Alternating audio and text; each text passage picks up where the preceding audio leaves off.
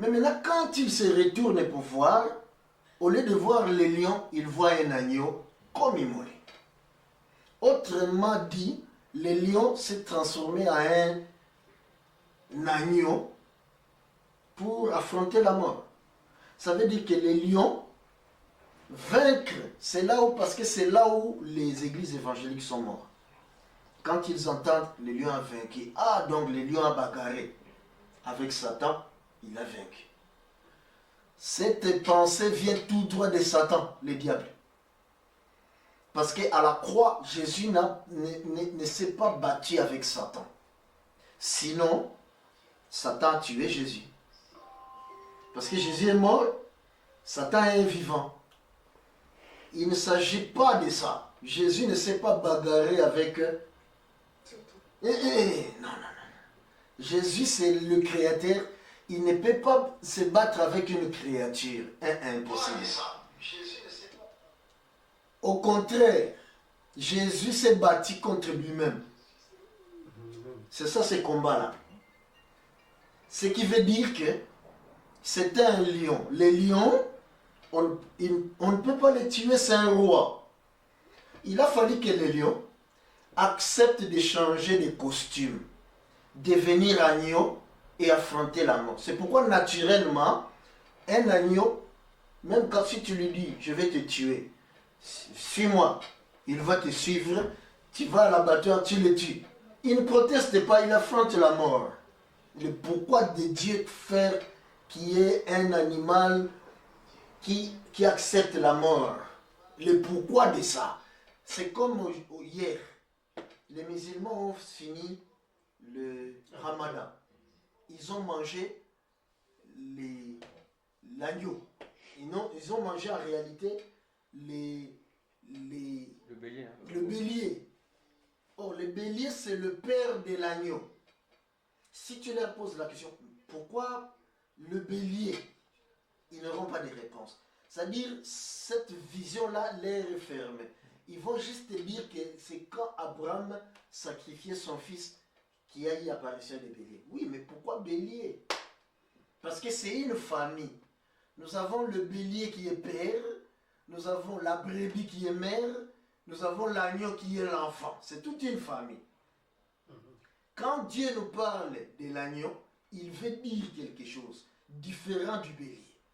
Quand il nous sort la brebis, il veut dire quelque chose différent de l'agneau, différent du bélier.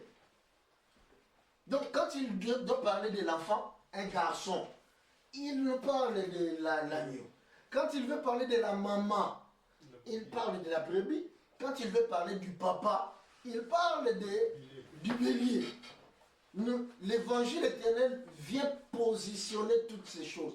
Parce qu'il y a une pensée de Dieu cachée derrière tout ça. Maintenant, quand ces pensées-là sont révélées, tu as la vie éternelle. N'est-ce pas merveilleux ça? Nous répétons encore. Faire le bien, beaucoup de bonnes œuvres, c'est une bonne chose. Parce que c'est notre nature de faire des bonnes œuvres.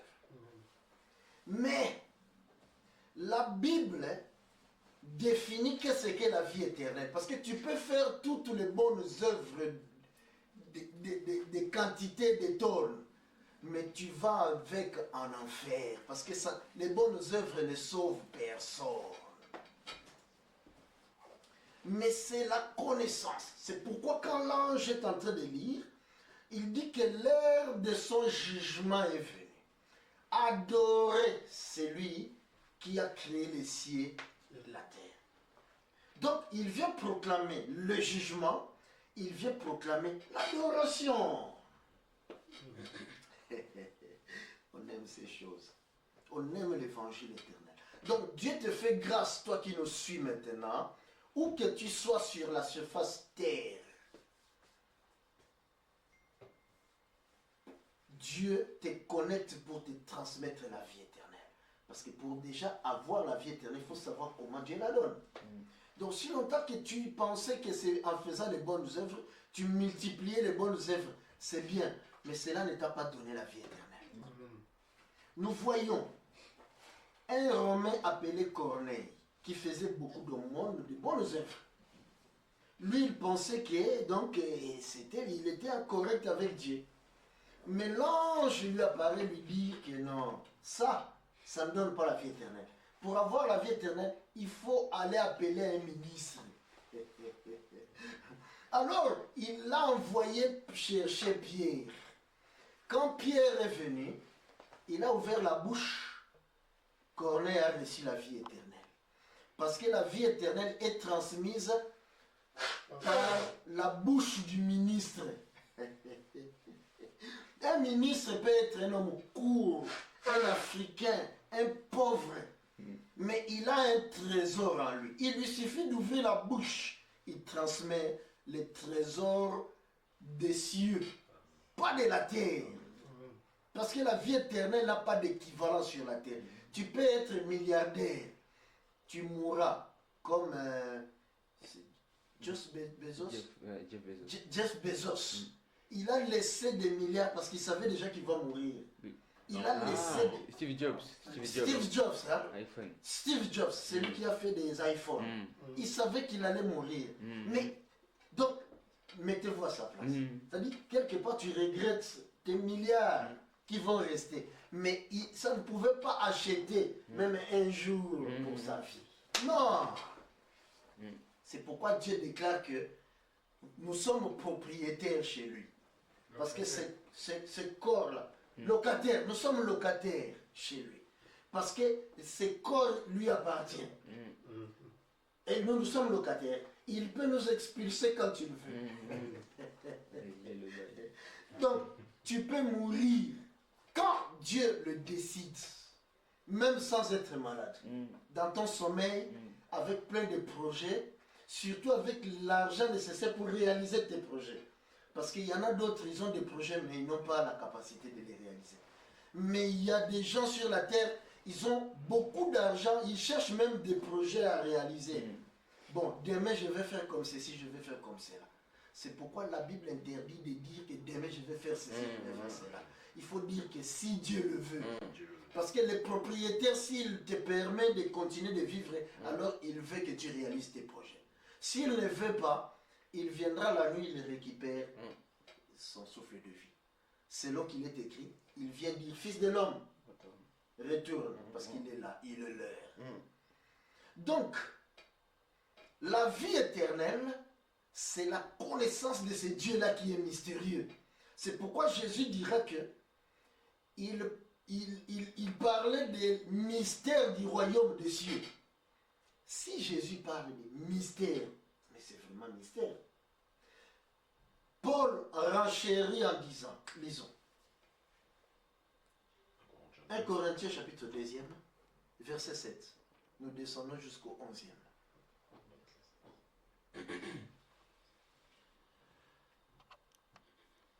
Je commence au 6. Cependant, c'est une sagesse que nous prêchons parmi les parfaits. Sagesse qui n'est pas de ce siècle, ni des chefs de ce siècle qui vont être anéantis.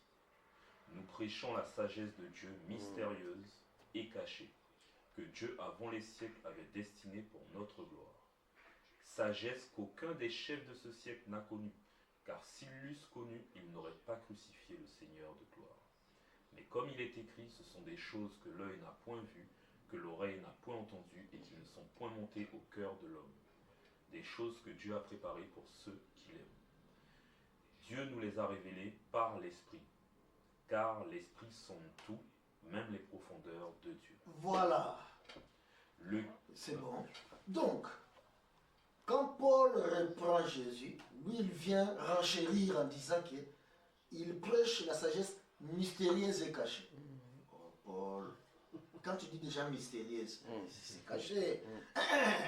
Donc, il suit ce que Jésus disait. En vérité, je vous le dis. Parce qu'on doit marteler 2 fois. Donc, la sagesse mystérieuse et cachée, c'est vraiment... Si l'homme cache quelque chose, on aura du mal à le trouver. Il faut bien chercher. Mais si Dieu cache, personne ne peut trouver. La seule habilité à trouver, c'est l'Esprit de Dieu.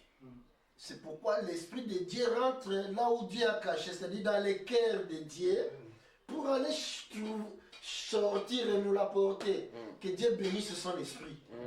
Parce que l'esprit de Dieu est un voleur. Sans l'esprit de Dieu, on n'aura pas ça. C'est pourquoi Jésus disait que il est mieux pour vous que moi je m'en aille et que les voleurs viennent. Parce que lui, le voleur, il viendra prendre en moi et vous l'apportera. Il ne parlera pas de lui-même, mais il parlera de moi. Autrement dit, nous voyons donc que l'agneau vient, quand Jean se tourne, il voit l'agneau comme immolé. Autrement dit, l'agneau qui a connu la mort est ressuscité. Il vient prendre le livre entre les mains de celui qui est assis sur le trône. Il l'ouvre. Nous comprenons donc que l'ange qui est au milieu du ciel, c'est l'agneau comme immolé. Autrement dit, les livres, c'est l'agneau immolé. Nous marchons ensemble. Amen. Les livres, c'est l'agneau. L'ouverture, c'est la mort. Le pourquoi Jésus est mort. Notre évangile, donc, c'est le pourquoi de chaque chose. Nous prêchons à Drancy dans la région parisienne. Tous les dimanches, sur 15 rue Joseph Enaf, vous qui êtes dans la région parisienne, RERB, juste à la gare de Drancy. Les cultes commencent de 9h à 12h30. Notre téléphone est les 06 48 55 41 23. Vous avez des questions, appelez-nous tous les jours. Nous recevons des coups de fil à partir de 20h30 heure de Paris. Posez-nous des questions. Nous ne sommes pas l'église qui fouille les questions. Non. Jésus, quand il prêchait, on lui posait des questions. Même les pharisiens venaient avec les leurs. Venez avec vos questions. Quelle que soit la question, nous vous donnerons la réponse. Nous comprenons donc le pourquoi Jésus est mort, c'est parce que Jésus était un livre qui devait être ouvert pour que la lecture soit faite. Autrement dit, la lecture, c'est la transmission de la vie éternelle. Parce que cette lecture-là, c'est ça la connaissance qu'apporte l'évangile éternel. Donc, l'évangile éternel, c'est la lecture qui apporte la connaissance, qui donne la vie éternelle. C'est pourquoi donc, si nous disons que il est le même hier, aujourd'hui, éternellement, et que Jean voit un ange ouvrir les livres, faire la lecture, ça veut dire que nous devons le voir projeté dans l'ombre. Parce que Dieu a fait la Bible en deux morceaux, deux parties. Tout ce que Dieu fait, il y a un but derrière. Il y a une pensée cachée derrière. Pourquoi Dieu n'a pas fait la Bible en un morceau, mais il l'a fait en deux morceaux? Parce que l'Ancien Testament n'est que l'image ou l'ombre du Nouveau Testament qui est projeté là-bas. Si l'évangile éternel, Apocalypse 14 et 6e, est dans le Nouveau Testament, ça veut dire que cette image a été projetée là-bas, dans l'Ancien Testament. Si nous ne voyons pas ça dans l'Ancien Testament, ne nous croyez pas. C'est ça la base de notre évangile, ou de la connaissance, ou de la vérité. Tout ce que nous disons, nous devons aller à gauche et à droite. Autrement dit, nous devons toucher l'Ancien Testament ainsi que le Nouveau Testament. Pour que l'oiseau puisse voler. Parce que ça, c'est un oiseau. Avec les deux ailes et le corps qui est au milieu, qui est la vérité. N'allez pas chercher la vérité dans des églises dénominationnelles. Parce que l'église de Jésus n'a pas de nom. Il n'est dans aucune église qui a un nom quelconque. Ni dans ICC ou dans aucune autre église. Nous répétons encore. Pour toi, les chrétiens qui viennent de nous entendre maintenant, tu as bien entendu, tu as bien écouté. Jésus, qui est le Saint-Esprit, il n'est dans aucune église évangélique sur cette terre. Ainsi dit le Seigneur. Alors, nous voyons donc Nous allons lire c'est 1 Roi chapitre donc 4e. Nous partons voir d'où a été projeté l'évangile éternel. Nous allons chercher ces témoins-là parce qu'il y en a plusieurs. Chapitre 4e donc.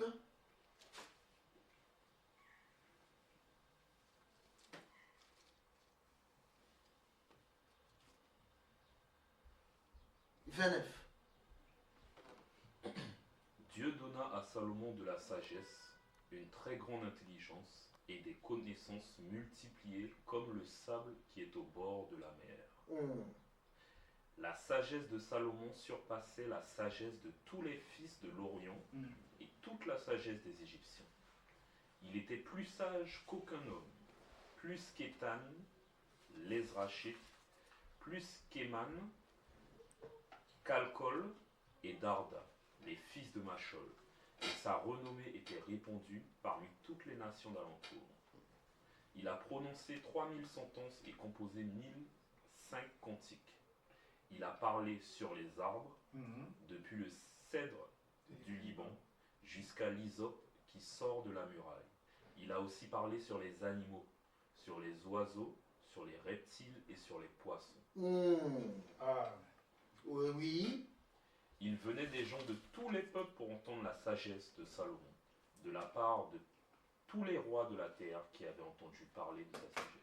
Voilà. Tous les chrétiens savent qu'il y a eu un homme sur la terre qui avait beaucoup de sagesse, Salomon. Il est connu de tous.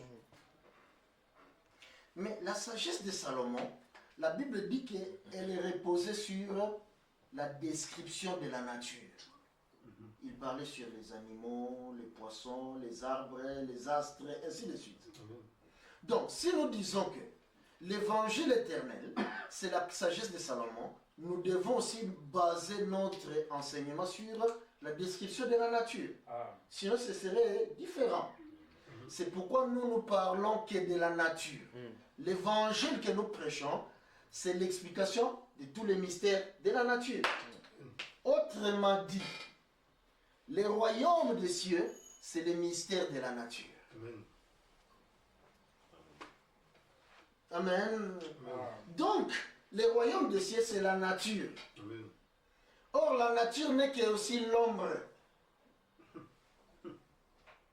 Parce que la réalité est spirituelle. C'est pourquoi Paul vient nous expliquer que la nature, c'est Dieu. 1 Romains chapitre 1er.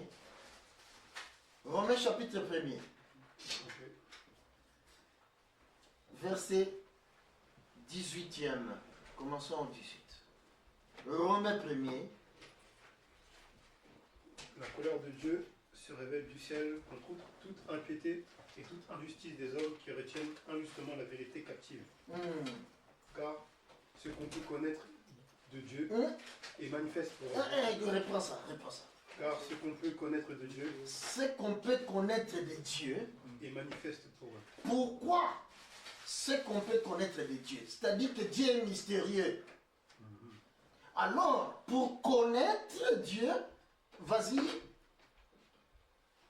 Dieu le leur ayant fait connaître, en effet, les perfections invisibles de Dieu, sa puissance éternelle et sa divinité, se voient comme à l'œil, depuis la création du monde, quand on les considère dans ses ouvrages.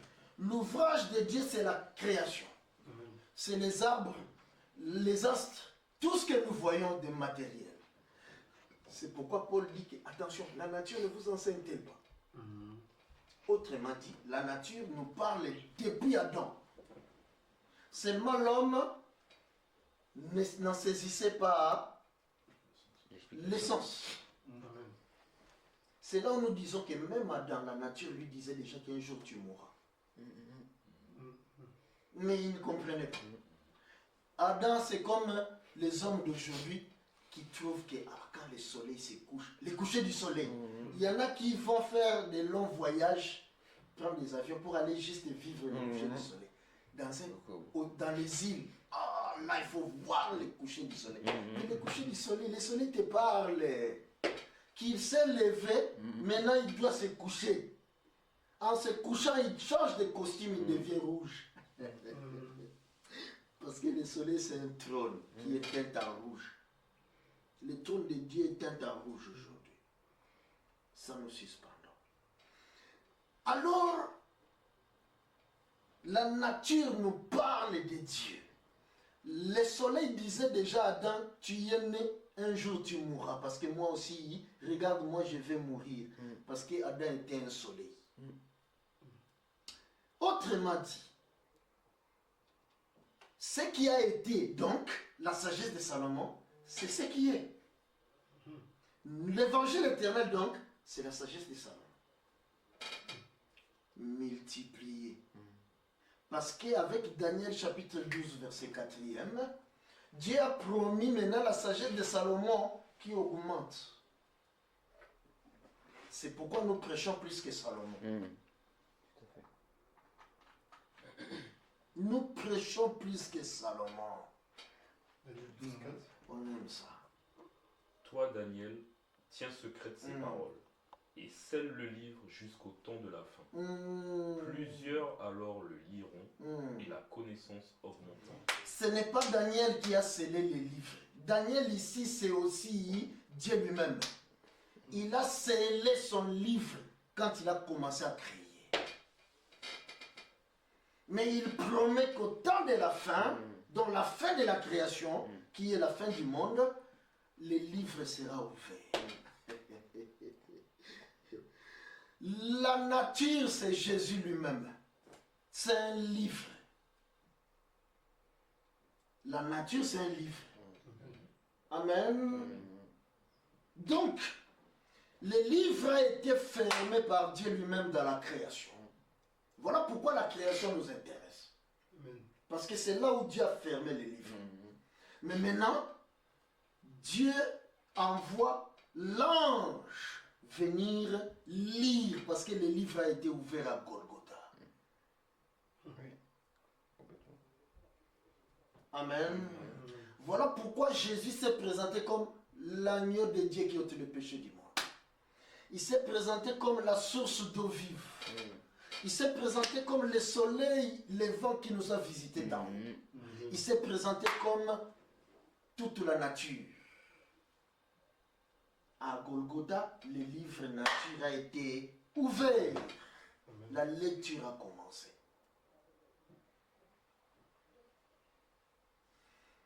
Le but de la lecture, c'est que nous puissions découvrir Dieu, que nous puissions vivre éternel.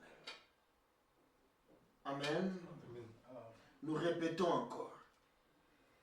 La pensée que le diable a inondé la terre, quand nous disons la terre, c'est-à-dire surtout les églises évangéliques.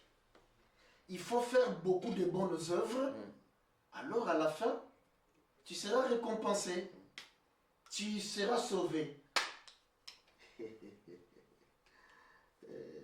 Il y en a même qui promettent que à la fin, on te donnera 90 vierges. Les esprits n'ont pas de sexe, ils sont asexués. On ne comprend pas ces 90 vierges-là, s'ils seront dans la chair ou seront en esprit. Parce qu'en esprit, ils n'ont pas de sexe. C'est une aberration. Dieu donc, il vient définir comment il donne la vie éternelle. Il donne la vie éternelle par la lecture de l'ange qui a transmis donc la connaissance. Or, quand la connaissance vient, ça veut dire que la connaissance trouve l'ignorance. Alors, quand la connaissance vient, la lumière fuit. Amen. C'est le premier jour de la création. Voilà pourquoi Dieu a fait qu'au premier jour de la création, il nous présente d'abord les ténèbres. Et ensuite, la lumière fut. Mais maintenant, au 4e jour de la création, Dieu dit qu'il a fait apparaître la lumière pour mettre fin au règne du ténèbre. Autrement dit, les ténèbres, c'est tout un règne. C'est pourquoi celui qui est le roi du ténèbre, c'est le Satan, le diable. Donc, tous ceux qui sont dans l'ignorance, ils sont prisonniers de Satan. Maintenant, quand la lumière vient te libérer. Vous connaîtrez la vérité. Autrement dit, vous aurez la lumière. Et la lumière vous affranchira. Amen. Le pourquoi Dieu envoie cette lumière. Dans la lumière que Dieu envoie aujourd'hui, c'est l'évangile éternel. C'est une lumière. Non seulement c'est la sagesse de Salomon, mais c'est une lumière. Mais remarquez, retournons dans 1 roi. Chapitre 11e.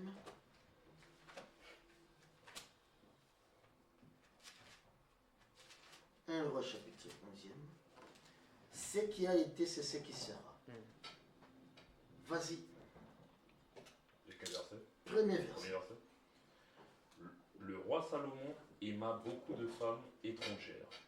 Outre la fille de Pharaon, des Moabites, des Ammonites, des Édomites, des Sidoniens. Doucement, doucement. Le roi Salomon, Aima beaucoup de femmes étrangères.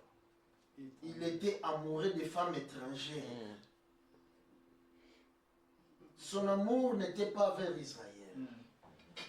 Lui, son amour était vers les femmes étrangères. Allons-y. Nous suspendons cela.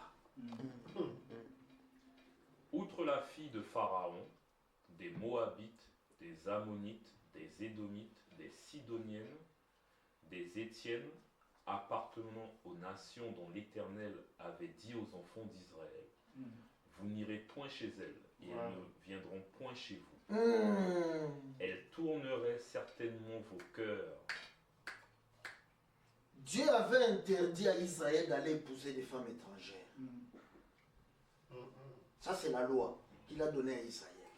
Autrement dit, Salomon a transgressé la loi à cause de l'amour.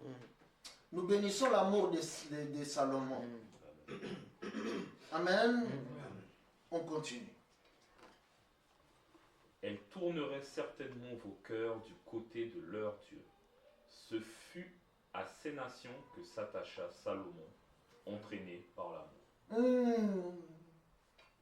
Il eut 700 princesses en femmes. Et 300 Arrête-toi. concubines. Son cœur s'est tourné vers les femmes étrangères. Mais qui sont ces femmes-là? Je relis le verset 1. Non, là où tu t'es arrêté. Ah, Les 700. 700 princesses. Princesse. Le cœur de Salomon ne se tourne pas vers n'importe qui. Vers des princesses. Outre la fille de Pharaon. Pharaon, c'est un roi. Donc, le cœur de Pharaon va vers les princesses des filles du roi. Le cœur de Salomon. Son amour est dirigé vers les princesses étrangères. Voilà pourquoi il a transgressé la loi. Or, celui qui transgresse la loi, c'est lui qui a péché, c'est celui qui mourra. Voilà pourquoi Salomon est mort. On aime ça, on aime ça. Certains diront que Salomon n'est pas un prophète. Regardez, les femmes étrangères l'ont éloigné de Dieu. Il est parti, mais si les Salomon ne s'était pas, il n'était pas prié les biais de ces femmes, mais comment voulez-vous que nous soyons sauvés? Parce qu'il doit aller prendre les biais de ces femmes pour les engloutir. Salomon, c'est un serpent. Vous voyez ça? C'est pourquoi les serpents de Pharaon ces jours-là ont fini dans le ventre de Salomon.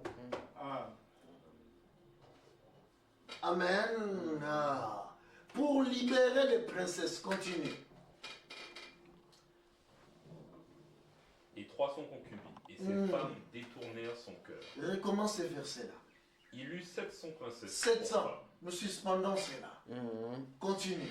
et 300 concubines. Ah, 300 concubines. Les concubines, ce n'est pas des princesses. Amen. 700 princesses étrangères. 300 concubines. Les concubines ici étaient d'Israël. C'est ça. 300. Nous suspendons. Continue. Et ces femmes détournèrent son cœur. À l'époque de la vieillesse de Salomon, ces femmes inclinèrent son cœur vers d'autres dieux. Et son cœur ne fut point tout entier à l'Éternel, son Dieu, comme l'avait été le cœur de David, son père. Ah, nous pouvons nous arrêter. Qu'est-ce que nous venons de voir? Nous venons de voir que l'évangile que nous présentons, c'est la sagesse de Salomon. Voilà pourquoi Salomon nous intéresse. Nous voyons que Salomon, il a eu l'amour. Son amour l'a dirigé vers les femmes étrangères. 700 princesses, 300 concubines. Autrement dit, nous avons Salomon, nous avons 700, nous avons 300.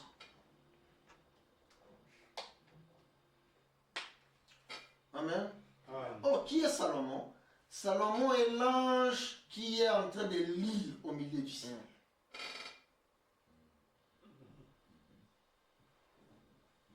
Amen. Donc, quand vous voyez quelqu'un lire l'évangile éternel, c'est un ange. Il est au milieu du ciel. Non? Maintenant, l'évangile éternel est annoncé au temps de la fin. Donc Salomon doit annoncer au temps de la fin et au milieu du ciel. Sinon, ne nous croyez pas. D'accord?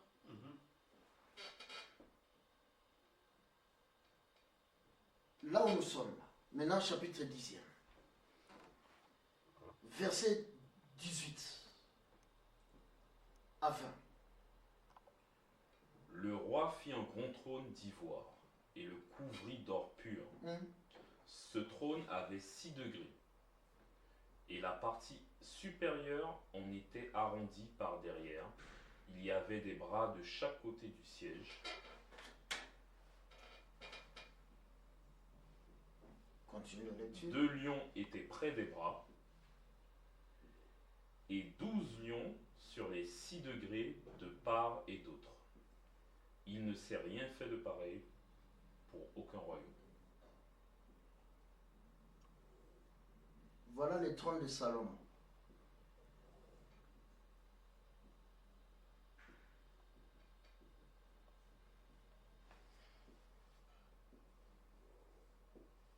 Salomon ne lisait pas n'importe où. Il montait sur son trône pour faire la lecture.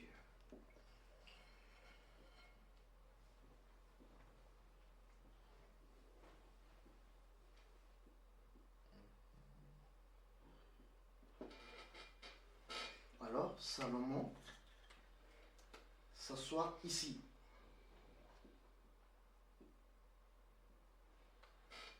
C'est ça le trône de Salomon. C'est un trône avec 6 marches. Le trône lui-même, c'est le 7e marche. D'accord? Il y a donc 6 lions. 6 lions qui font 12. Le trône est posé sur la 6e marche, ainsi que les 2 lions de part et d'autre. Maintenant, si nous comptons, première marche, c'est le début. 7e marche qui est le trône, c'est la fin.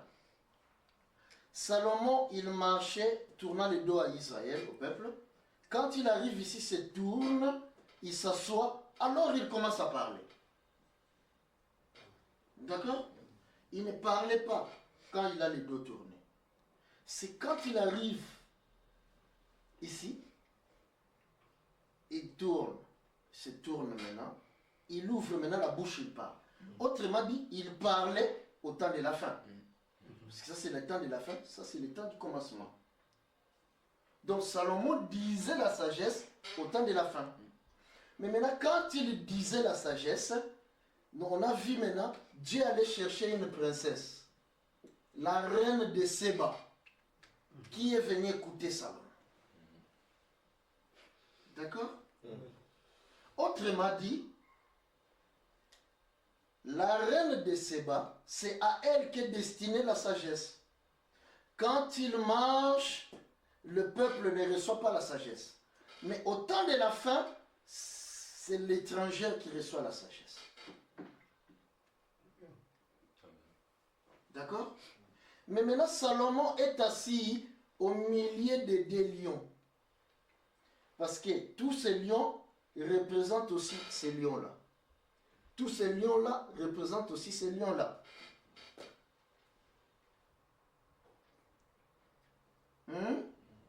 Alors lui, il est au milieu.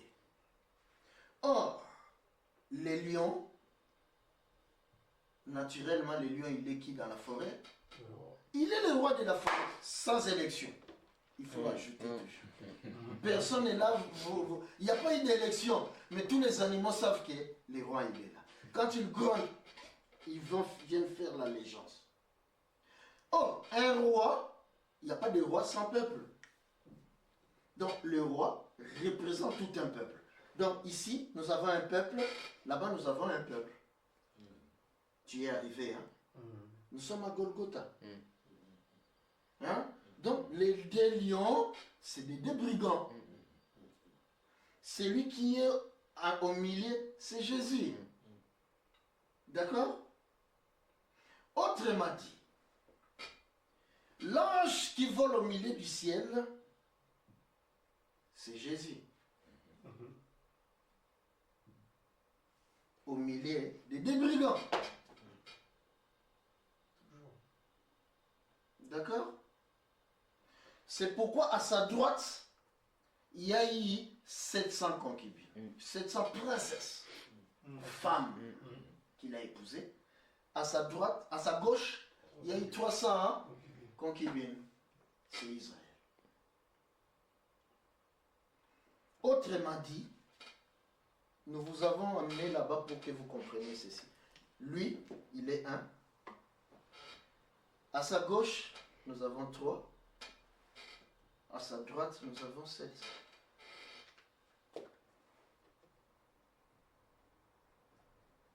D'accord? Question? Qu'est-ce que ça représente le 3 et le 7? Toi, tu es trop pressé, toi.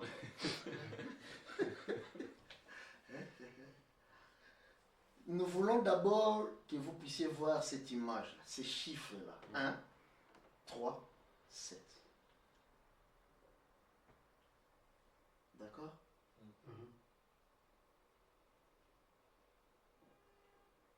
1 représente Salomon, 3 représente les brigands de gauche, 7 représente les brigands de droite. Or, les brigands de droite, lui, il a réclamé les royaumes. Donc, les royaumes est pour les femmes mariées, princesses.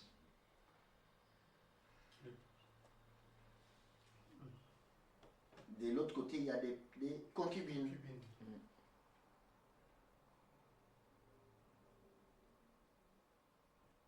D'accord? Représentant Israël aussi.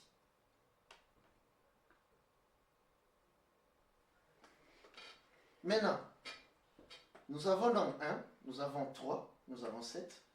Nous avons combien de lions? 12 lions.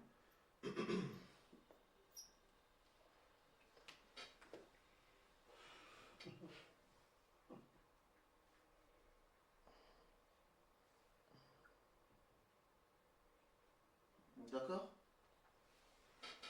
Maintenant, ici nous avons la chaise, qui est le trône. Hein? Le trône a combien de pieds? 4. Ah, donc nous avons aussi 4.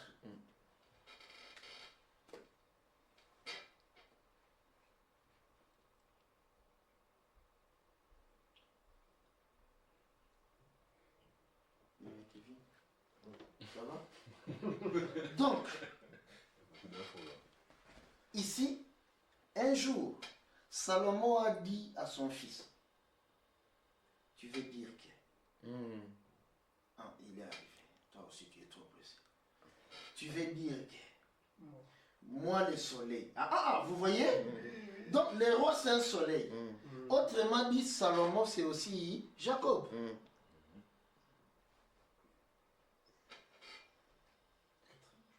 D'accord? Donc, les trônes, ce sont ces 4 femmes. La lune. Les lions, ce sont ces 12 fils. La famille de Jacob.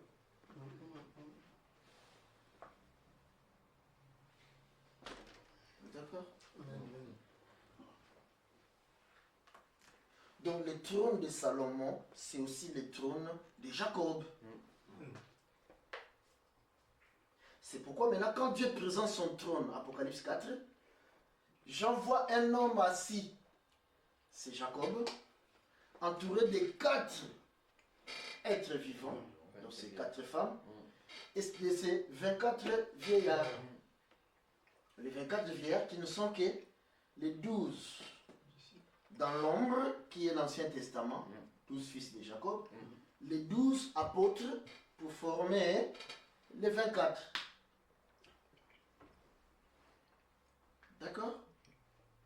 C'est là où nous disons que si vous maîtrisez le trône, vous maîtrisez déjà toute la Bible. Parce que tout enseignement biblique doit venir s'ajuster ici.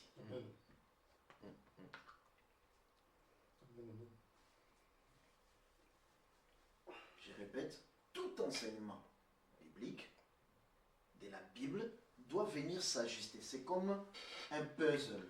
Hein? Chaque élément a sa place. Si tu viens avec un enseignement, il ne s'ajuste pas dans ce puzzle, jette. J'ai une question. Est-ce que le 6 extra, il ne serait pas le 6 jours de la création? Les 6? Le 6 marches de C'est obligé. Tu as compris la question? Oui. Il demande si les 6 marches, ce n'est pas les 6 jours de la création. Mais c'est ça, les 7 jours de la création. Nous avons donc les 6, plus le trône qui est le 7e. C'est-à-dire que ce sera aussi les 6 fils de Léa. Obligé. Il est le même hier, aujourd'hui, éternellement. Ce qu'il a fait hier, c'est ce qu'il fait aujourd'hui, c'est ce qu'il fera. Hier, on lit cela. Hébreux chapitre 1er.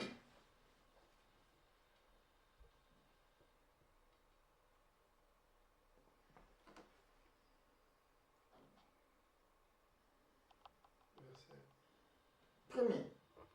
Après avoir autrefois, à plusieurs reprises et de plusieurs manières, parlé à nos pères par les prophètes, Dieu, dans ces derniers temps, nous a parlé par le Fils, qu'il a établi héritier de toutes choses. On recommence. Après avoir autrefois, Autrefois veut dire pendant les 6 jours. à plusieurs reprises, De plusieurs. Donc, il parle par Léa, il parle par la création, il parle par Samson, ainsi de suite. À nos pères. Donc, nous sommes dans l'ombre.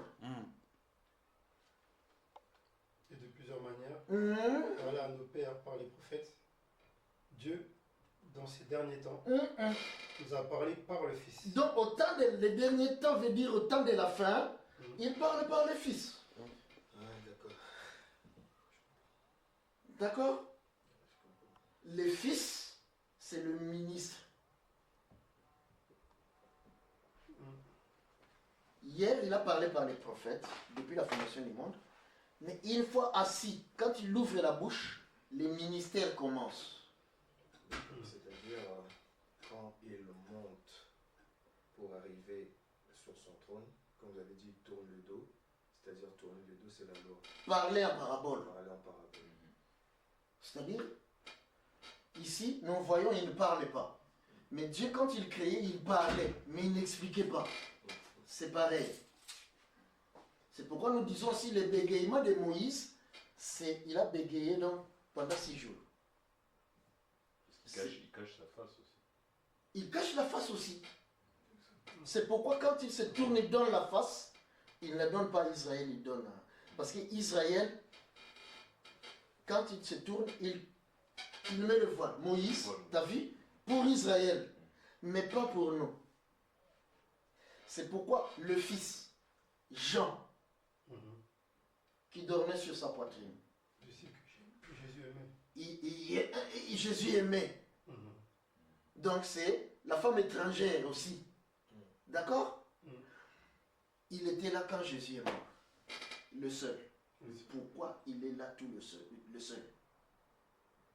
Parce qu'à ce moment-là, il typifie aussi l'épouse. C'est à la croix que Dieu a pris la bénédiction de Manassé, il l'a donné à Ephraïm. Vous voyez, non? Joseph amène ses deux enfants. Il croise, c'est la croix. Donc, certains qui diront, non, Jésus, il y avait juste un bois. Il était comme ça. La bénédiction d'Israël. Sur le cadet. Donc, certains disent que non, la croix, non, c'était juste un bois. Il était comme ça. Tu as déjà entendu ça? Mais nous, ça ne se pense pas. Nous, on sait qu'il a croisé les bras. Donc, c'était 2 bois. D'accord? Toute explication est dans la Bible. Donc, pour nous, c'est clair. Nous, on n'a pas à se poser ces questions-là. Ni se demander des brigands. Oh non, non, non, non, non, non. C'est des malfaiteurs. Nous, ça ne nous intéresse pas. C'est futile. Nous, on peut dire que, il y avait des lions. Il était entouré de 2 lions. Vous voyez? C'est des lions. Pourquoi doivent être des lions? Parce que celui qui est au milieu, c'est un lion. Ils doivent avoir la même nature. C'est pourquoi nous sommes des lionceaux. L'esprit que nous avons reçu, ce n'est pas l'esprit de timidité. C'est pourquoi nous vous disons toujours, tu as vu l'esprit de lion qui est en train d'agir en toi? Tu ne peux plus. Jésus, quand il rencontrait quelqu'un, il est guéri. Dis rien. Il dit, sur place, il disait oui. Hein? Quand il tourne les dos. Venez voir, venez voir. Donc, c'est l'esprit des lions. C'est-à-dire que non, non, non, tu dois gronder. C'est plus fort que toi. C'est pourquoi nous vous disons que vous devez toujours gronder. Partout où tu es, on doit savoir qu'il y a un lion qui est là. Dans les actes et puis dans les paroles. Tu dois manifester ta nature. D'accord? C'est des lions. Nous sommes des lionceaux. Autrement donc dit, de plusieurs manières, à plusieurs reprises.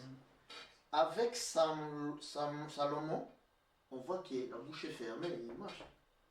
Mais avec Moïse, nous voyons que c'est le bégaiement. Mais il dit la même chose. Avec lui-même Dieu, c'est la parabole. Mais ça dit la même chose.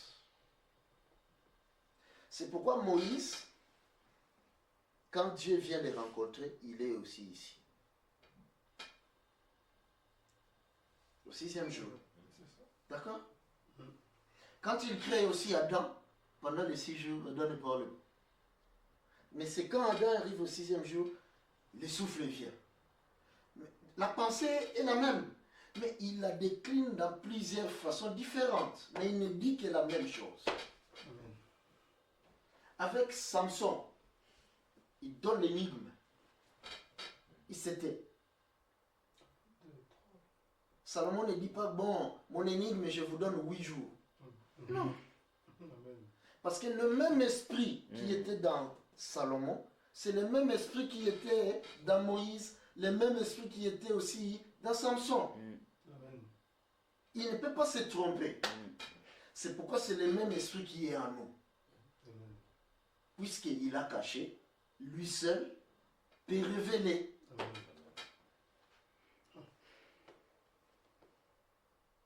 D'accord? Donc, ici, quand il parle à la princesse, femme mariée, l'épouse.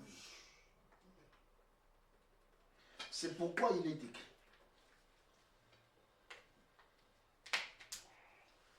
Éphésiens chapitre 4, verset 11. Non, commence au verset 9. Or, que signifie il est monté, sinon qu'il est aussi descendu dans les régions inférieures de la terre. Celui qui est descendu, c'est le même qui est monté au-dessus de tous les cieux, afin de remplir toutes choses. Et il a donné les... Attends. L'écriture commence d'abord par montrer les mouvements de la descente et de la montée. D'accord? Autrement dit, Salomon, il était d'abord sur les trônes, il est descendu, ensuite il est monté. D'accord? Les prophètes l'ont descendu. C'est pourquoi il prophétisait sur sa mort. Il vient, il meurt ici. Nous, maintenant, les ministres, nous sommes en train de les remonter sur les trônes. C'est ça le mouvement de descendre. C'est pourquoi même quand il dit à Nathanaël, désormais, tu verras les anges Descendre. monter et descendre sur les fils de l'homme. Ces anges-là, c'est lui-même aussi, qui est descendu, qui est monté. D'accord? Jacob, quand il fuit son frère, son Dieu, La pierre. il fait d'une pierre son oreiller. Mais moi, je me suis toujours dit, mais la Bible est bizarre. Un homme sur la terre. L'oreiller, nous cherchons l'oreiller, il doit être doux, non? Confortable. Non. Lui, il prend l'oreiller dur. Il... Dieu aussi. Et quand il pose, ses yeux s'ouvrent. C'était la porte du ciel. Il voit l'échelle. Autrement dit, la pierre est ici. Quand il dort, il voit ça. C'est ça l'échelle qu'il a vue. L'évangile éternel, c'est la démonstration. Nous devons montrer la chose. Donc, Jacob, il est ici. Quand il dort, ses yeux s'ouvrent et il voit le trône. D'accord? C'est pourquoi nous connaissons même les marches de l'échelle. Il y a combien de marches ici? Donc, Jacob a vu une échelle à 7 marches. D'accord? Ce n'est pas... Non. L'évangile éternel, c'est la démonstration de la chose. Tout à fait. Donc c'est ça l'échelle. Où les anges descendent et montent. Or, l'ange qui vient prendre les livres en train de lire, c'est l'ange qui est descendu, qui est monté. Maintenant qu'il prend les livres, il ouvre, il commence à faire la lecture.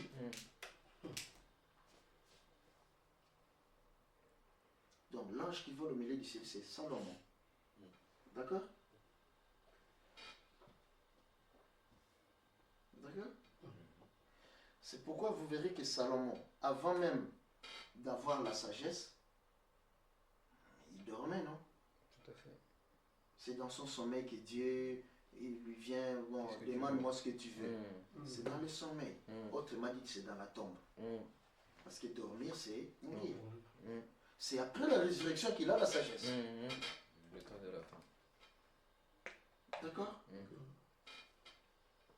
Plusieurs manières, plusieurs façons, à plusieurs reprises.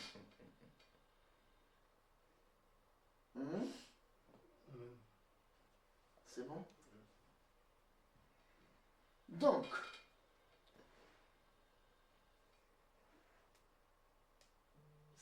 vous avez compris donc que c'est ça les 7 jours de la création. Dieu le reprend ici. Donc, celui qui marche, c'est Dieu. qui parle, que la lumière soit. Il n'explique pas la lumière. Donc pour Dieu, c'est comme aussi, il n'a rien dit. Parce que l'ignorance est là. Mais maintenant, l'évangile éternel fut. C'est ça, cette lumière-là du commencement. Il fut pourquoi? Parce qu'il doit mettre fin au règne du ténèbre qui est dans ce ventre-là. On est dans un ventre. Vous vous rappelez, non? Oui. On va reprendre cela pour les gens qui nous suivent pour la première fois. Nous avons dit que, relis le premier verset de la Bible. Le deuxième verset. La terre était informe et vide. Il y avait des ténèbres à la surface de l'abîme, et l'Esprit de Dieu se mouvait au-dessus des eaux. Dieu dit que la lumière soit, et la lumière fut. Nous avons donc le ténèbre, nous avons l'eau. La Bible décrit l'eau, le ténèbre, la terre, informe et vide. Ça, c'est la description d'un ventre. Ça, c'est un ventre. Et maintenant, il y a ici la lumière. Donc, la lumière du soleil. La lumière du soleil est en dehors de ce ventre. C'est ça? Dans les premiers jours de la création.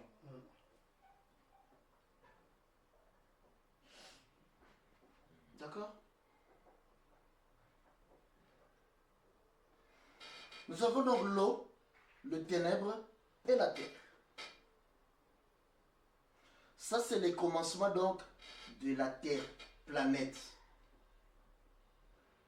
C'est pourquoi, quand Dieu vient reprendre ça, parce qu'il ne fait que ramener ce qu'il a déjà fait. C'est pourquoi nous, les hommes, notre commencement doit être pareil. Nous commençons aussi dans le ventre d'une mère. C'est pourquoi spirituellement aussi, nous devons commencer dans le ventre d'une mère, qui est le ministre.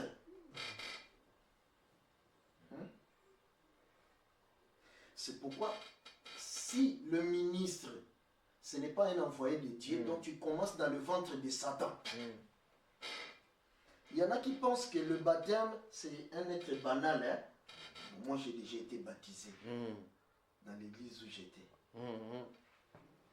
Et pourtant, quand tu nous écoutes, 2 semaines seulement, si tu saisis, tu as déjà la connaissance plus que ton ancien pasteur. Mais tu te dis que, ah non, moi, il m'a déjà baptisé. C'est Satan qui t'a baptisé. De la même manière que Dieu donne la vie par ce processus-là, le diable donne aussi la mort par ce processus-là.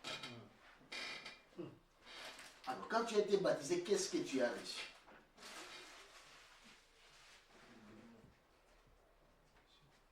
Tu as reçu la vie ou tu as reçu la mort? D'accord? C'est là où nous disons que Jésus, quand il vient en Israël, il y avait le sacrificateur, il y avait le souverain sacrificateur, établi par Moïse, des fils d'Aaron. Mais lui, quand il vient, il va chercher Jean-Baptiste pour les baptiser. Mais attendez, déjà pour Israël, c'était une secte, hein? Parce que le sacrificateur, si c'est un envoyé de Dieu, il va voir le sacrificateur, le souverain sacrificateur. Mais pourquoi alors Jésus fait ça? Parce que Jésus doit être baptisé par le Saint-Esprit. Ce n'est pas l'homme qui baptise, mais c'est Dieu lui-même qui baptise au travers d'un vase. Ou c'est le diable qui baptise au travers d'un vase. Le diable ne fait que... Lui, il est le copieur, hein, comment on dit en français? Imitateur. Imitateur. Il regarde toujours, Dieu fait ça, lui aussi. Lui aussi. S'il Dieu ne fait rien, lui aussi. Incroyable. C'est pourquoi dans les jardins d'Éden, quand Dieu n'avait pas encore parlé, il ne fait pas de bruit. Mais quand Dieu parle, lui aussi il vient parler. Dieu a cherché un vase qui est homme. Dieu est entré dans un vase. Lui aussi il va chercher un vase serpent. Vous voyez ça? Aujourd'hui, quand il regarde, il y a des serviteurs de Dieu. Donc Dieu est en train de parler. Lui aussi il va chercher un vase humain pour parler aussi dedans. Donc, quand c'est un serviteur qui n'a pas cet évangile ici, qui te baptise, c'est Satan qui te baptise. D'accord? Comment reconnaissons-nous un serviteur de Dieu? Jésus nous le montre. Pourquoi il va chez Jean-Baptiste? Jean-Baptiste, il vient, il dit qu'il y a quelqu'un au milieu de vous. C'est-à-dire, il marche dans les traces de Moïse. Moïse qui a dit que Dieu vous suscitera un autre prophète comme moi. Du milieu de vous, de vos frères. Du milieu de vous, pas en dehors. Il vient. Au milieu de vous, il y en a un. Moi, je ne le connais pas. Mais je sais qu'il était avant moi. Il était avant moi, mais il vient aussi après moi. Donc, il est Joseph et il est aussi Benjamin. Il est le premier et le dernier. Et quand il le voit, il dit que c'est lui qui m'a envoyé m'a dit. On aime ça. Un envoyé de Dieu, il ne dit que c'est que celui qui l'a envoyé lui a dit. De Dieu, tout à fait. Parce que c'est lui qui l'a envoyé. Il a dit. Il n'a pas envoyé que lui seul. Avant lui, il l'a déjà envoyé. Donc, il ne contredira jamais ceux qui ont parlé de la part de Dieu avant et ceux qui parleront de la part de Dieu après. Parce que c'est le même esprit qui parle. Mais si vous voyez une contradiction, c'est l'autre. C'est pourquoi quelqu'un viendra dire que moi je suis rempli de l'esprit. Oui, nous, amen, amen, amen. Mais les saints, non. L'autre, vous comprenez? Quelqu'un, un pasteur va venir en pleine prédication. Pour montrer qu'il est la puissance.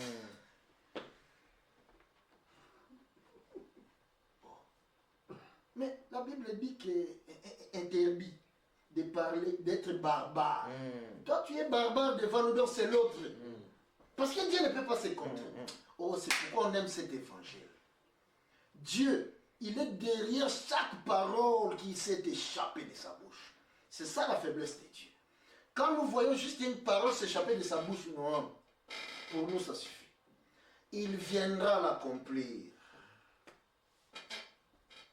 C'est pourquoi il y a des serviteurs du diable sur la terre, plus nombreux, et des serviteurs de Dieu. 1%.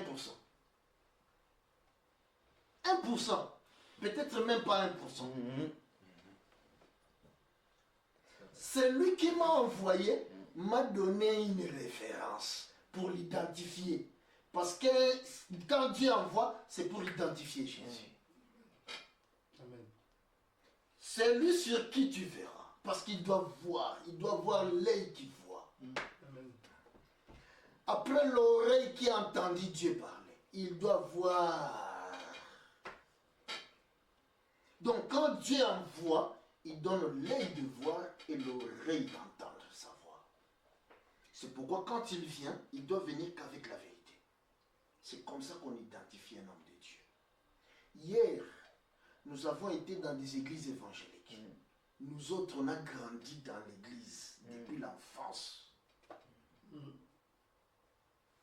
On a expérimenté aussi des miracles, on a prié pour des gens. Les miracles se sont accomplis. On était convaincus que c'est ça les choses de Dieu. Mais un jour, Dieu a fait que on a commencé à trouver que non, il y a quelque chose qui ne va pas. On n'aimait plus ce système évangélique. On s'est replié à la maison. La majorité de nos témoignages dans l'évangile éternel, c'est comme ça. Dieu va mettre la haine de ce système. tu te retires à la maison. C'est là où il va venir te trouver. Amen. Alors quand j'ai écouté la première fois, donc c'est comme quand tu manges une nourriture très, très ragoûtante là. Ça te fait du bien. De chez toi. Donc, mais c'est ça. C'est ça. Tu te retrouves. Ça dit que ta nature est connectée avec cette chose-là. Tu t'y accroches pour toujours. C'est pourquoi dans l'évangile éternel, nous ne suivons pas les gens. Parce que si tu n'es pas reconnecté avec cette nature, tu partiras. Nous sommes l'église où Dieu chasse les gens. C'est lui qui m'a envoyé m'a dit. Dieu doit te dire. Et ce qu'il va te dire doit confirmer ce qui a été déjà dit. C'est pourquoi nous, quand certains diront que la femme de l'autre, elle a regardé derrière et la nous, dans notre évangile, nous regardons derrière. Parce que ce qu'il y a, c'est ça ce qui a été. Nous devons aller voir comment il a fait. Parce qu'il va faire la même chose. Oh, merci Seigneur Jésus. C'est ça l'amour de Dieu dont il nous témoigne. Vous vous rendez compte? Nous ne sommes pas des milliers sur la terre. Malgré le manque, malgré la pauvreté, malgré la faim, mais personne ne nous arrachera cette chose ici. C'est pourquoi c'est cette chose qui nous guide. Nous tournons autour de cette chose. Nous avons mis cette chose devant, en première place dans notre vie, dans nos projets, dans tout ce que nous faisons. Nous allons encore lire. Continue. Nous sommes donc dans 1 Roi chapitre 11e.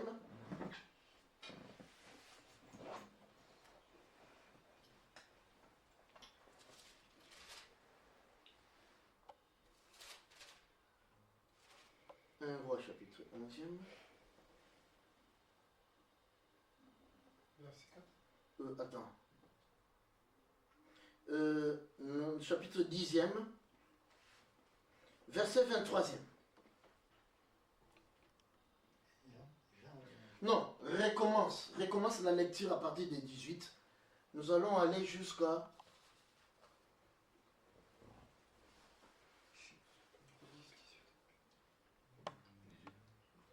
jusqu'au 25. 1 Roi chapitre 10 à partir des 18. Le roi fit un grand trône d'ivoire et le couvrit Le trône est en ivoire. d'or pur. Le trône est en ivoire. L'ivoire, c'est blanc. D'accord? Bon, l'ivoire, c'est aussi la puissance de l'éléphant. C'est ça, Donc, c'est un trône puissant, tout à fait. blanc.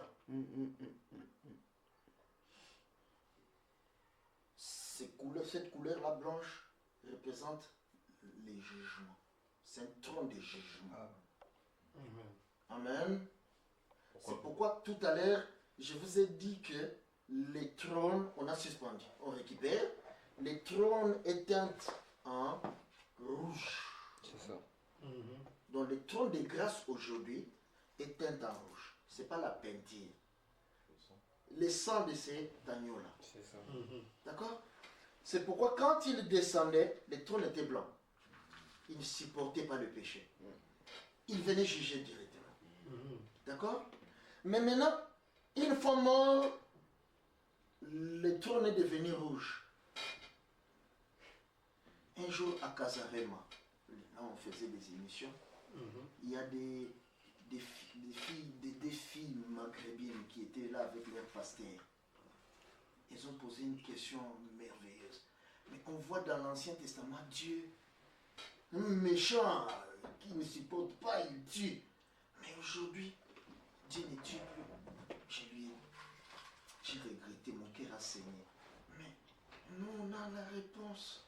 Lui, il ne vous répondra pas. Ça, c'est dans le cœur, je le dis. Il te dira des bêtises. Parce qu'elle s'est posé la question, est-ce que Dieu a changé? Or, Dieu ne change pas. Nous, on doit expliquer ça. C'est-à-dire, le trône était blanc, c'est un trône de jugement, mais maintenant, après, le trône est devenu rouge. C'est-à-dire que quand il veut frapper, il regarde son sang. Il est mort pour ce peuple-là. Il est un agneau. il n'est plus un lion. Le temps de grâce, c'est un temps qui lui permet juste d'aller s'asseoir, parler. Mais le trône redeviendra blanc. Amen. D'accord?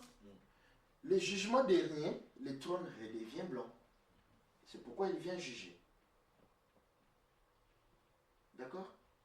Maintenant, il ne peut pas châtier, parce que c'est la miséricorde. Mais c'est pour un temps. C'est pourquoi le temps de la grâce a un commencement et une fin. Quand il y aura l'enlèvement, ce sera la fin du temps de la grâce. Dieu redeviendra lion. C'est pourquoi aujourd'hui, il a permis que la première puissance mondiale soutienne Israël. Ce ne sera pas toujours le cas. Après l'enlèvement, Israël, c'est comme les États-Unis aujourd'hui, c'est comme ici, ils dorment. Hein? Les Netanyahu sont en train de les mener partout. Mais là, après l'enlèvement, ils vont se réveiller. Ils vont commencer à voir le péché d'Israël. Ils seront pour la terre entière contre Israël. N'oubliez pas une chose. L'armée de l'Éternel sur la terre, c'est l'armée d'Israël. D'accord? L'armée physique sur la terre de Dieu, c'est l'armée des Tzal. C'est pourquoi il ne faut jamais critiquer cette armée. C'est pourquoi, après l'enlèvement maintenant, Israël n'aura plus de soutien. Ils seront obligés, comme à la mer Rouge, de se tourner vers leur Dieu. C'est alors que Jésus lui maintenant descendra pour les défendre. Autrement dit, Jésus viendra comme commandant général. Vous voyez, quand il fallait qu'il prenne le canon, le chef de l'armée de l'Éternel. Ce qui a été, c'est ce qui sera. Il reviendra encore comme étant le chef de l'armée de l'Éternel devant l'armée d'Israël. C'est lui qui combattra. C'est ça l'Armageddon. D'accord? Continuez la lecture. Puis un grand trône d'ivoire et le couvrit d'or pur. Ce trône avait 6 degrés et la partie supérieure était arrondie par derrière. Il y avait des bras de chaque côté du siège. Des lions étaient près des bras. Et 12 lions sur les 6 degrés de part et d'autre. Il ne s'est rien fait de pareil pour aucun royaume. Toutes les coupes du roi Salomon étaient d'or et toute la vaisselle de la maison de la forêt du Liban était d'or pur. L'or, c'est la gloire. L'or, c'est la lumière. C'est pourquoi quand on le met sur le feu, il adore le feu. Le feu l'éclaire encore davantage. Enlève toutes ces scories, ces saletés pour l'éclairer davantage. D'accord? C'est ça notre nature. C'est-à-dire que l'évangile éternel vient nous épirer. Pour que nous éclairions davantage. Mais si c'est la chaume qui vient au feu, disparaît. Nous, on aime le feu, c'est pourquoi on l'a porté les jours de la Pentecôte. Nous avons porté ce feu-là. Il ne nous brûlait pas. Parce que nous avons la nature du feu. D'accord? Vas-y. Toutes les coupes du roi Salomon étaient d'or pur. Et toute la vaisselle de sa maison, de la forêt du Liban, était d'or pur. Rien n'était d'argent.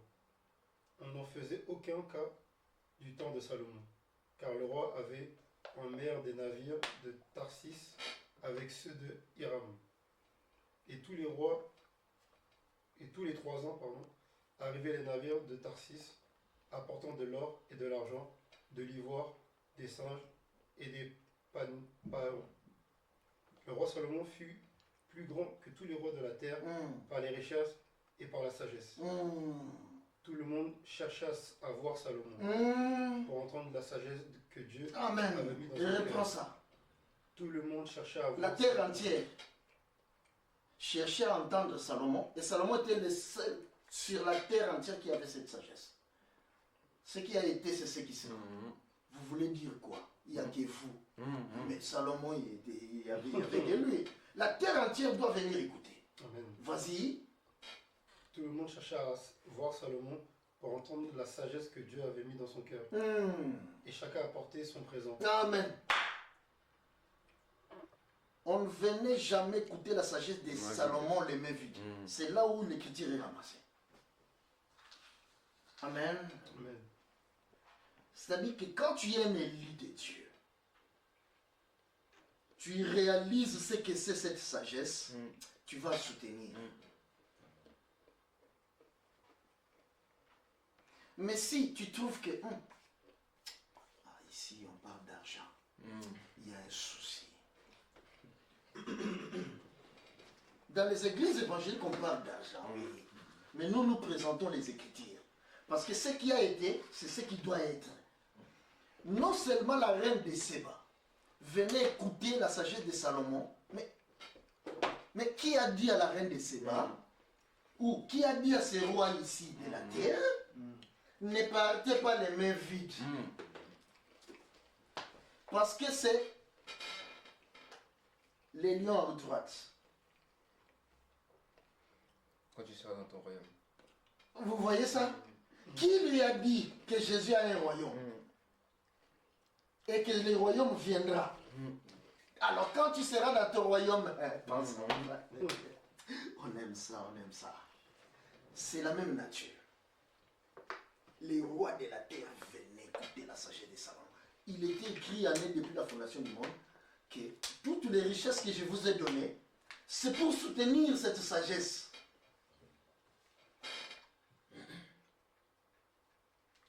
Amen. Question?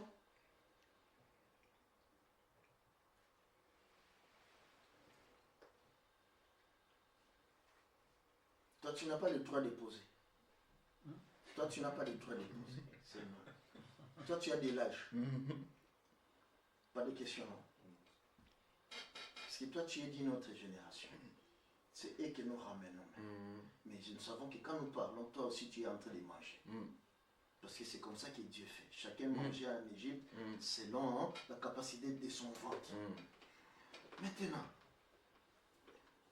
nous avons donc compris que l'évangile éternel, qui est cet ange qui est en train de lire, ici dans l'ombre, c'est ça. Maintenant, dans la réalité, c'est l'esprit ministériel. Continuons la lecture. Vous savez où nous sommes? Là, on était à Avant 10, 24. Non, 25. non, c'est pas là où nous sommes. Ah, Nous sommes dans 1 Éphésiens chapitre 4. Il a donné les uns comme ah, Ah, oui. Voilà. verset 11. et il a donné les uns comme apôtres, Donc après être descendu et monté, alors, et il a donné les uns comme apôtres, les autres comme prophètes, les autres comme évangélistes, les autres comme pasteurs et docteurs, pour le perfectionnement des saints. pourquoi? Pour le perfectionnement des saints. Ah, pour la perfection. Or, la perfection, c'est le chiffre 7. Amen. Amen. Donc, pour les princesses, il a donné les ministères.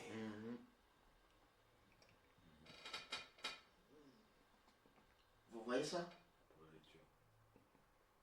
Oui. Donc, la lecture apporte le chiffre 7, qui est la perfection. Continue. Pour le perfectionnement des saints en vue de l'œuvre du ministère et De de l'édification l'œuvre du ministère et de l'édification du corps du Christ. c'est ça l'œuvre du ministère. C'est-à-dire, quand tu écoutes la lecture de celui qui est en train de lire au milieu du ciel, ça t'amène, ça t'apporte le chiffre 6. Continue. Jusqu'à ce que nous soyons tous parvenus à l'unité de la foi et de la connaissance du Fils de Dieu, à l'état d'homme fait, à la mesure de la stature parfaite de Christ.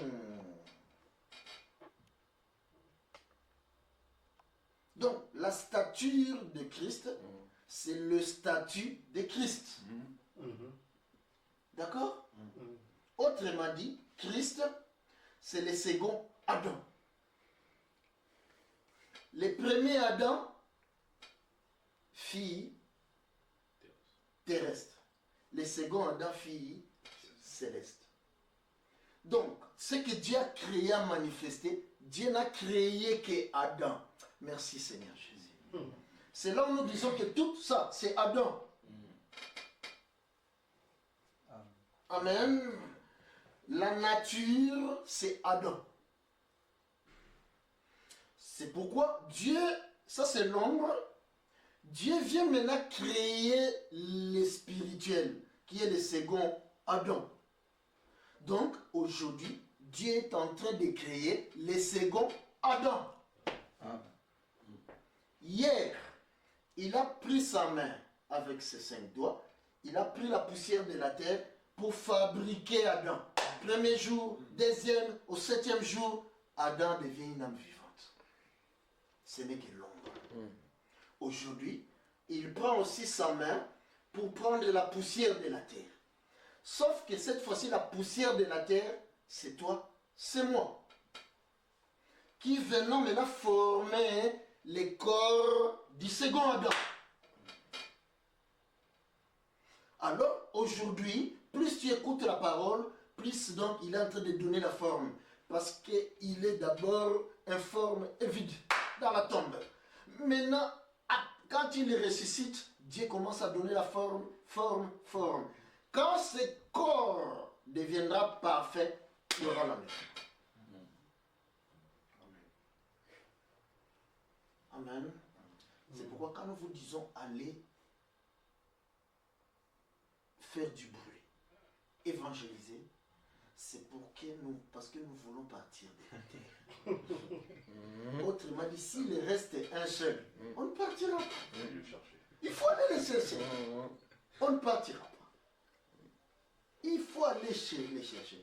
Même s'il est au pôle Nord, Dieu fera les miracles de Philippe. Il nous enverra là-bas, on disparaîtra, on apparaîtra là-bas. Donc nous sommes prudents. Les jours où on se réveillera au pôle Nord, on sait qu'il y a l'unique éthiopien ici. On vient faire un travail. Parce que c'est dans le Nouveau Testament. Amen. Donc Dieu peut faire le même miracle encore aujourd'hui. Bon, nous savons que pour l'instant, il nous laisse encore prendre les avions et partir. Parce que bientôt, on va partir à la Réunion. Si tout va bien, ce serait au mois de juillet. Comme on s'est convenu avec des bien-aimés. Que Dieu fasse que ça se manifeste. Nous prenons les avions. Mais nous savons qu'il peut aussi nous faire disparaître. On est dans la forêt équatoriale. On sait que non, il y a un pygmée ici qui est... Vous comprenez ça? L'un de nous. Mais c'est dans le Nouveau... Arrêtez de rire. C'est dans le Nouveau Testament. Donc, si c'était dans l'ombre, on allait dire, bon, ça signifie... Surtout lui, il est champion, ça signifie... ici, il n'y a pas de signifie. Ici, c'est la réalité. Amen. On peut disparaître vraiment, on apparaît là-bas. Vous voyez ça?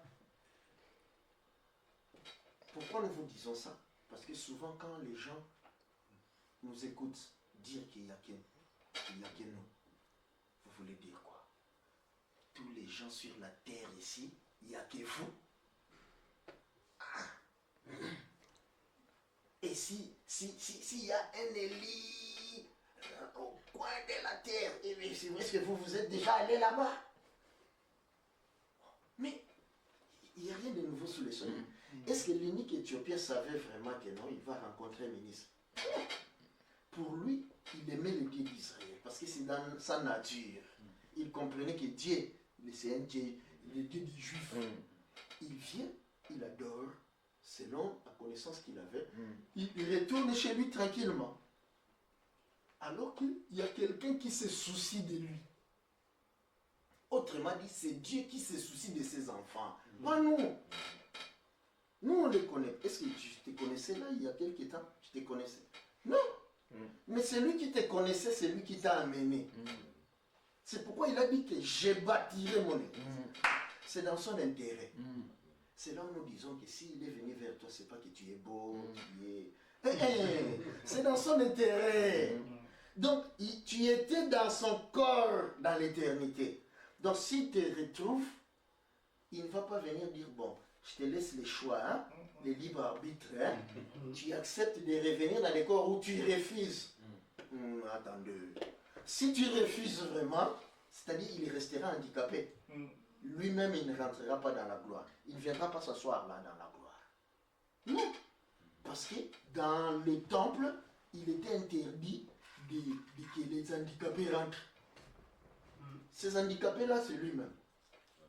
C'est pourquoi il a intérêt à ce qu'il doit devenir parfait, sans handicap, pour entrer dans sa gloire. L'écriture ne parle que de lui-même.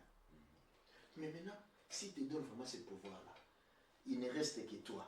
Hein? Le doigt, pour qu'il rentre dans la gloire, toi tu dis non, non, non, non, non, moi je ne viens pas. Donc tu lui prives la gloire. Est-ce qu'il peut vraiment te laisser ce pouvoir-là? Non. C'est pourquoi il vient nous déraciner. Il ne nous laisse pas le choix. Le libre arbitre, c'est Dieu qui a le libre arbitre, pas nous. C'est pourquoi il nous a choisis avant la fondation du monde. C'est lui qui nous a choisis. Bénissez mes bien-aimés, nous devons bénir, adorer Dieu à cause de ça d'abord. Tu réalises qu'il y a des milliards. J'ai appris qu'il y a 8 milliards, c'est pas étonnant. Il y a 8 milliards de gens sur la terre. Mais nous ne sommes qu'une poignée. Ne dites pas, ah, vous voulez dire qu'il n'y a que vous. Mais ça a toujours été comme ça. Noé était tout seul. Salomon ici, il est tout seul avec la sagesse. Toute la terre venait écouter.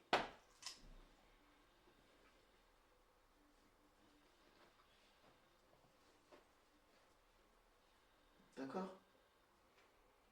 Donc, l'ange qui vole au milieu du ciel, nous avons compris que dans l'ombre, c'est aussi Salomon. D'accord? Maintenant, quand il parle, c'est le temps du ministère. Le temps où il vient maintenant révéler Dieu. Pour que la princesse reçoive la connaissance, connaisse Dieu et vive. C'est ça le plan de Dieu. C'est pourquoi nous savons que, comme c'est dans son intérêt, tous les élus nous écouteront. Nous, on ne regarde pas les nombres. Hein. Il faut qu'on soit 500 personnes dans la salle. Non. Tous les méga church que vous voyez, il n'y a personne. Ce n'est même pas des églises. Il y a des élus de Dieu dedans qui sont encore dans l'ignorance. Mais ce n'est même pas des églises de Dieu. Mais nous sommes peu. Mais nous sommes la plus grande église de Dieu sur la terre. Il faut réaliser ça. D'accord? Cette lecture ici.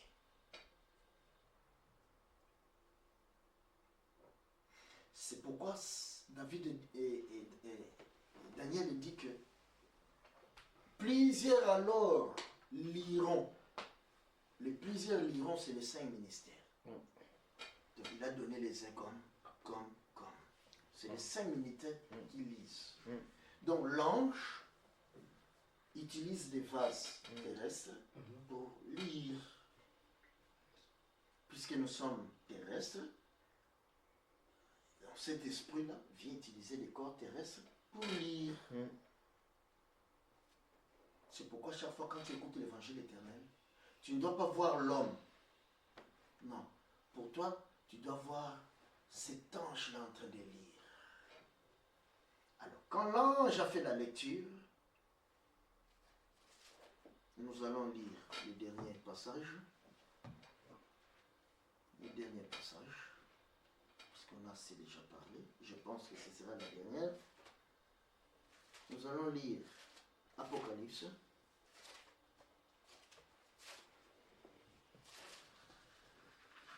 Chapitre 1er.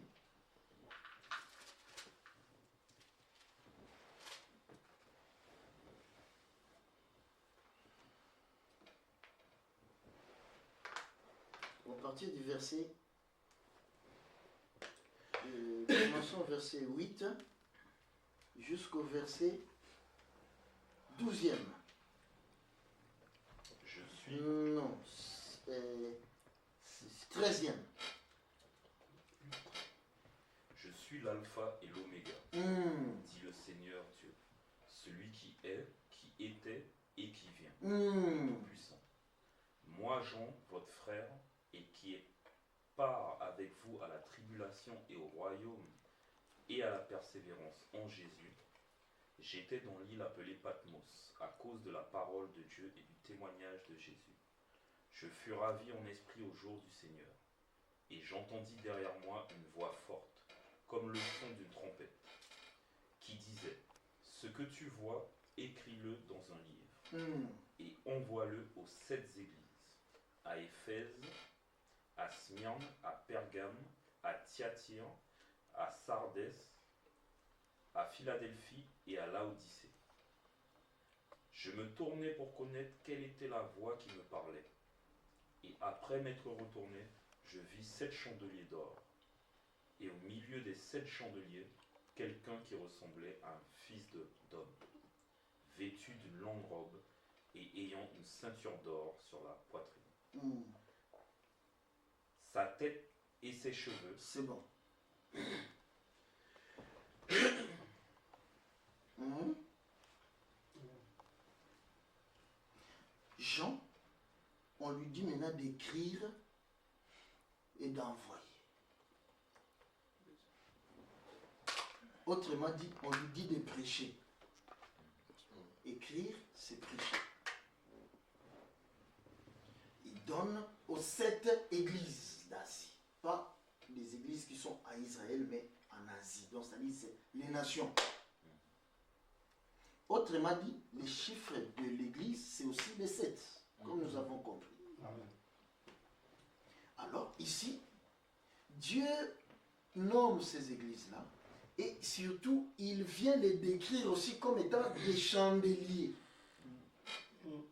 Parce qu'il voit quelqu'un vêtu d'habits d'or, d'habits de long habit, donc ça c'est Jésus, qui est au milieu de 7 chandeliers d'or. Autrement dit, c'est cet agneau-là que nous avons vu, qui a ouvert le livre, qui est maintenant en train de marcher au milieu de 7 chandeliers d'or. Jésus, il est où aujourd'hui? Il est au milieu de 7 chandeliers d'or. Or, 7 chandeliers d'or, c'est un chandelier. Parce que 7 jours, c'est aussi une semaine. 7 est aussi égal à 1. Autrement dit, le 7 là sont aussi égal à un trône.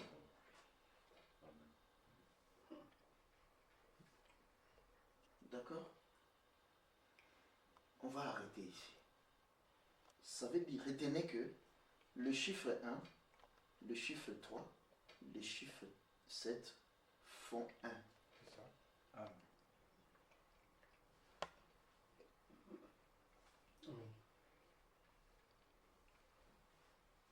Pour aujourd'hui, on va arrêter là. Nous reprenons encore.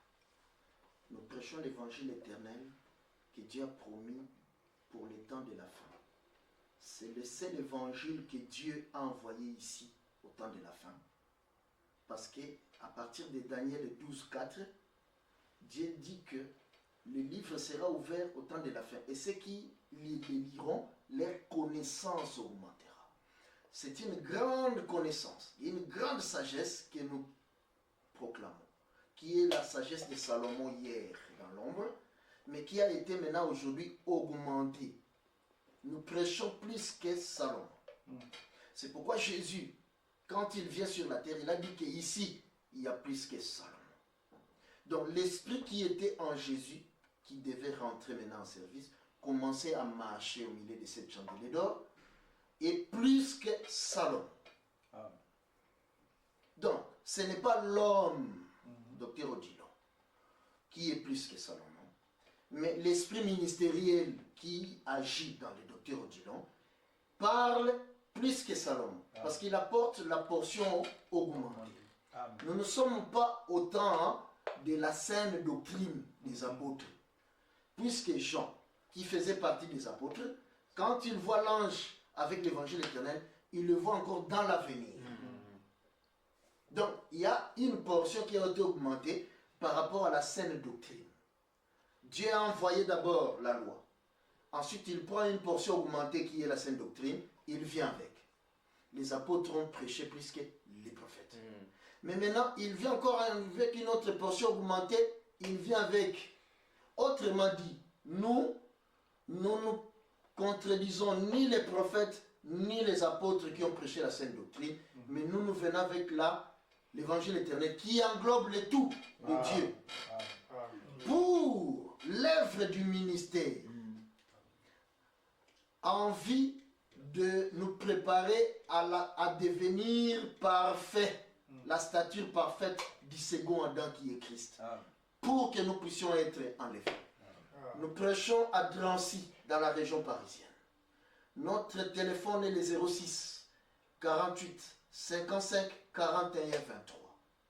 Ceux qui veulent soutenir cette œuvre, si là où tu nous as écoutés aujourd'hui, Dieu est en train de frapper dans ton cœur, c'est-à-dire que tu es un élu de Dieu. Parce que nous ne parlons pas pour tout le monde. Jésus, ce n'est pas tout le monde en Israël qui l'ont reçu. Ils l'ont appelé Belzébul. Il ne ramène que ce qui est passé. Aujourd'hui, il parle aussi, on va l'appeler aussi Belzébul. C'est pourquoi nous ne sommes pas étonnés qu'on nous injurie. Mais si toi, après avoir été troublé par ce que nous disons, tu es en train de sentir ton esprit te dire que le vieillard là, la barbe blanche, est en train de dire la vérité, tu as la nature de Dieu. Alors, écoute-nous encore et encore et soutiens cet évangile. Si Dieu te met à cœur de soutenir, il y a le numéro de compte. Parce que nous avons la mission d'aller chercher tous les fils et les filles de Dieu sur la terre entière pour nous préparer à quitter ces Sodomes. Parce que nous sommes déjà dans Sodome. Le culte, c'est tous les jours, tous les dimanches, de 9h à 12h30. Et le live, c'est tous les samedis à 13h30. C'est un rendez-vous que Dieu permette que tu sois là tous les samedis, qui nous donne la santé d'être là à 13h30 pour continuer à propager cette sagesse. Donc, nous sommes au 15 rue Joseph Henaf à Drancy. Que Dieu vous bénisse.